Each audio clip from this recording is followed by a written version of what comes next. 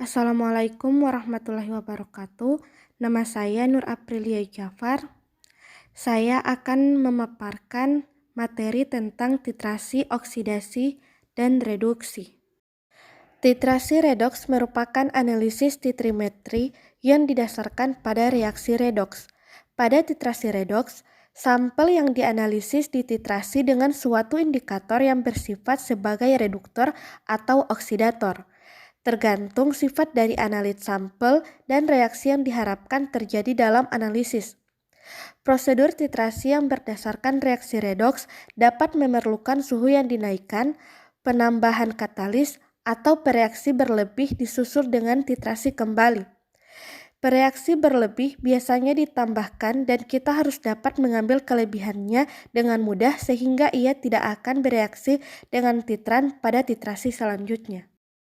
Titik ekuivalen pada titrasi redoks tercapai saat jumlah ekuivalen dari oksidator telah setara dengan jumlah ekuivalen dari reduktor. Beberapa contoh dari titrasi redoks antara lain adalah titrasi permanganometri dan titrasi iodometri atau iodimetri. Titrasi iodometri menggunakan larutan iodium yang merupakan suatu oksidator sebagai larutan standar. Larutan iodium dengan konsentrasi tertentu dan jumlah berlebih ditambahkan ke dalam sampel sehingga terjadi reaksi antara sampel dengan iodium. Selanjutnya, sisa iodium yang berlebih dihitung dengan cara mentitrasinya dengan larutan yang berfungsi sebagai reduktor. Hubungan reaksi redoks dan perubahan energi adalah sebagai berikut. Reaksi redoks melibatkan perpindahan elektron. Arus listrik adalah perpindahan elektron. Reaksi redoks dapat menghasilkan arus listrik. Contoh, sel galvani. Arus listrik dapat menghasilkan reaksi redoks. Contoh, sel elektrolisis. Sel galvani dan sel elektrolisis adalah sel elektrokimia. Persamaan elektrokimia yang berguna dalam perhitungan potensial sel adalah persamaan NER. Reaksi redoks dapat digunakan dalam analisis volumetri bila memenuhi syarat. Titrasi redoks adalah titrasi suatu larutan standar oksidator dengan suatu reduktor atau sebaliknya. Dasarnya adalah reaksi oksidasi reduksi antara analit dengan titran karena melibatkan reaksi redoks, maka pengetahuan tentang penyetaraan reaksi redoks. Titrasi redoks. Reduksi oksidasi adalah proses perpindahan elektron dari suatu oksidator ke reduktor. Reaksi reduksi adalah reaksi penangkapan elektron atau reaksi terjadinya penurunan bilangan oksidasi. Sehingga reaksi oksidasi adalah pelepasan elektron atau reaksi terjadinya kenaikan bilangan oksidasi. Jadi, reaksi redoks adalah reaksi penerimaan elektron dan pelepasan elektron atau reaksi penurunan dan kenaikan bilangan oksidasi. Jenis-jenis indikator reduksi. Yang pertama, indikator sendiri. Apabila titran dan analit salah satunya sudah berwarna, sebagai contoh penentuan oksalat dengan permanganat di mana lautan oksalat adalah larutan yang tidak berwarna sedangkan permanganat berwarna ungu tua. Maka warna permanganat ini dapat dipakai sebagai indikator penentuan titik akhir titrasi. Pada saat titik akhir titrasi terjadi, maka warna larutan akan berubah menjadi berwarna merah muda akibat penambahan sedikit permanganat. Karena titik akhir titrasi terjadi setelah titik ekuivalen terjadi. Contoh lain, titrasi redoks yang melibatkan indikator sendiri adalah titrasi alkohol. Yang kedua, indikator amilum. Indikator amilum dipakai untuk titrasi redoks yang melibatkan iodin. Amilum dengan iodin membentuk senyawa kompleks amilum iodin yang berwarna biru tua. Pembentukan warna ini sangat sensitif dan terjadi walaupun yang ditambahkan dalam jumlah yang sangat sedikit. Titrasi redoks yang biasa menggunakan indikator amilum adalah iodimetri dan iodometri.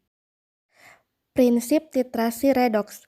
Reduksi oksidasi adalah proses perpindahan elektron dari suatu oksidator ke reduktor. Reaksi reduksi adalah reaksi penangkapan elektron atau reaksi terjadinya penurunan bilangan oksidasi. Sedangkan reaksi oksidasi adalah pelepasan elektron atau reaksi terjadinya kenaikan bilangan oksidasi. Jadi, reaksi redoks adalah reaksi penerimaan elektron dan pelepasan elektron atau reaksi penurunan dan kenaikan bilangan oksidasi. Jenis-jenis titrasi. Berdasarkan reaksi yang terjadi selama titrasi, volumetri dapat dikelompokkan menjadi 4 jenis. Yang pertama, reaksi asam basa. Penetapan kadar ini berdasarkan pada perpindahan proton dari zat yang bersifat basa atau asam, baik dalam lingkungan air atau bebas air. Yang kedua, reaksi oksidasi reduksi. Dasar yang digunakan adalah perpindahan elektron. Penetapan kadar senyawa berdasarkan ini digunakan secara luas seperti permanganometri, serimetri, iodometri, iodametri, serta bromatometri. Yang ketiga, reaksi pengendapan. Penetapan kadar berdasarkan terjadinya endapan yang sukar larut, misalnya penetapan kadar argentometri. Yang keempat, reaksi pembentukan kompleks. Dasar yang diinginkan adalah terjadi reaksi antara zat-zat pengkompleks organik dengan ion logam menghasilkan senyawa kompleks yang mantap. Macam-macam titrasi redoks.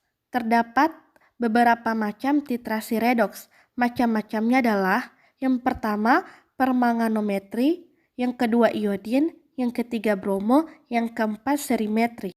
Permanganometri. Permanganometri merupakan titrasi yang dilakukan berdasarkan reaksi oleh kalium permanganat.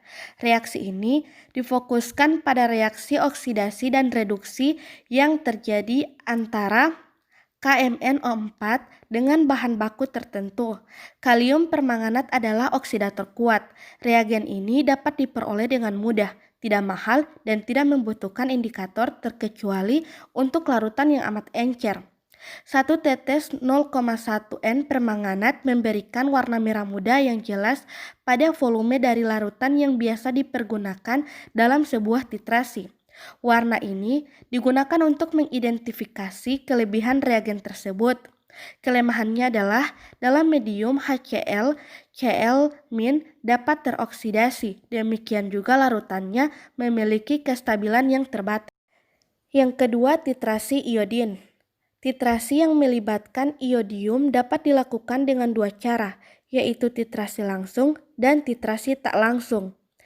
Titrasi langsung merupakan metode titrasi redoks yang melibatkan iodin yang bereaksi secara langsung.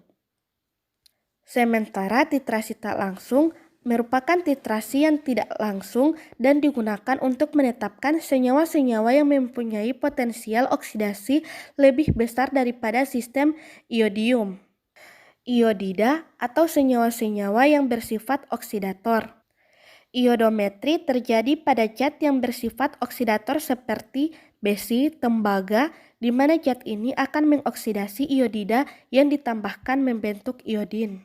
Yang ketiga, titrasi bromo, bromometri, dan bromatometri. Bromatometri merupakan salah satu metode penetapan kadar suatu zat dengan prinsip reaksi reduksi oksidasi. Oksidasi adalah suatu proses yang mengakibatkan hilangnya suatu elektron atau lebih dari dalam zat. Bila suatu unsur dioksidasi, keadaan oksidasinya berubah ke harga yang lebih positif. Suatu zat pengoksidasi adalah zat yang memperoleh elektron dan dalam proses itu zat tersebut direduksi. Yang keempat, titrasi serimetri. Larutan serium sulfat dalam asam sulfat encer merupakan zat pengoksidasi yang kuat dan lebih stabil daripada larutan kalium permanganat, dengan suatu syarat bahwa asam sulfat cukup mampu menghindari hidrolisis dan pengendapan garam basanya. Kalau larutan kalium permanganat dapat direduksi menjadi beberapa macam keadaan hasil reduksi. Contoh analisis. Titrasi redoks sering digunakan untuk penentuan kadar logam atau senyawa yang bersifat sebagai oksidator atau reduktor.